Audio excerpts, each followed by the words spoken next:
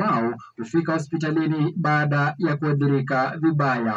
Zile vitu ambazo zinaathiri hiyo coverage ni lack of awareness. Alafu kuna watu hawapendi kuvaa miwani, kuna hata wamepimiwa na wavai. Ningependa clarify ya kwamba kama uko na refractive error, that is maybe uko long sighted ama uko short sighted, ukose kuvaa miwani ndio sasa macho itaharibika. Lakini ile dhana iko huko nje ni kwamba ukivaa itaharibika. Sasa ningependa kurekebisha hiyo ya kwamba usiporekebisha hiyo refractive error ndio utaharibika macho.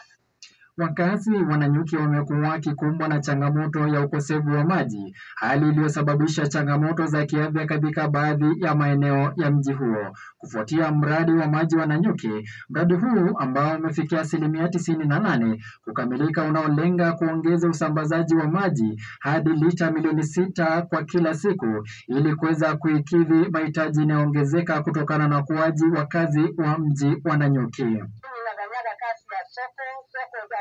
Na maji ya kutosha, na wingi ni wakati tunawekewa maji na masiku maji imefungwa siku 3, hakuna mtu anaweza osha matunda. Kulikuwa na shida, maji ilikuwa kulikuwa nasikia tenant alikuwa anakuja malalamiko kama babu analipaka tarehe 5, walikuja ananiambia sleeping super sipati maji zikubidi, tapata maji jana sijui napata, ukiwapata kwa mfereji hivi wanakuwa na jamu.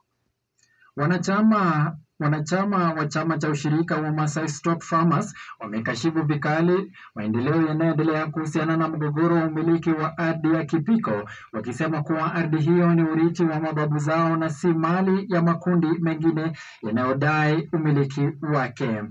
Huku changamoto za afya ya akili ikizidi kuwatatiza wananchi wengi nchini, wakiwemo walimu kutoka kaunti ya Kajiado wamekiukia michezo kama jukwaa la kuhamasisha walimu kuhusu namna ya kupambana na changamoto hiyo. Kwenye hafla hiyo ya michezo iliyoandaliwa katika shule ya msingi ya Sultan Hamud, Kajiado Mashariki, walimu wamekiri kuwa kuwepo darasani kwa muda mrefu kumesababisha msongo wa mawazo. Imekuwa afueni kwa wanafunzi wa shule ya msingi ya Kalokol Fuoni Mwasi wa Turkana waliokuwa wamesongamana kwenye madarasa baada ya madarasa yao kujaa maji na baada ya wakfu kwenye Kenya Pipeline kuwajengea madarasa mapya 3.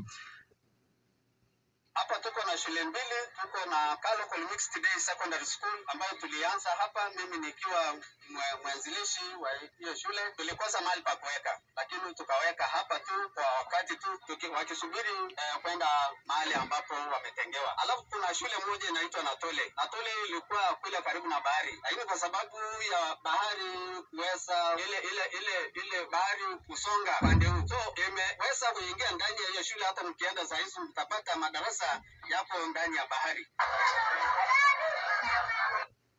Chama cha ODM tawi la Samburu kimetoa wito kwa viongozi waliosalia jamani kuhakikisha chama hicho kinasalia imara na kutosambaratika ili kuilinda na kuendeleza maono aliyokuwa nayo hayati Raila Amolo Odinga.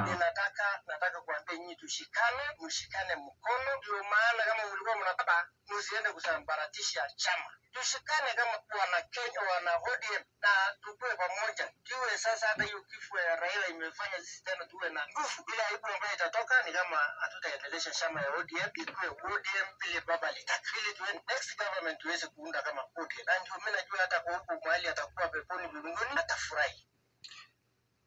Katika taarifa za kimataifa ni kuwa taifa la Ukraine kwa sasa imeweza kuripoti vifo ya zaidi ya watu 10. Hili tu limetokea baada ya majeshi kutoka taifa la Urusi kuweza kulivamia eneo la Kharkiv, Ukraine.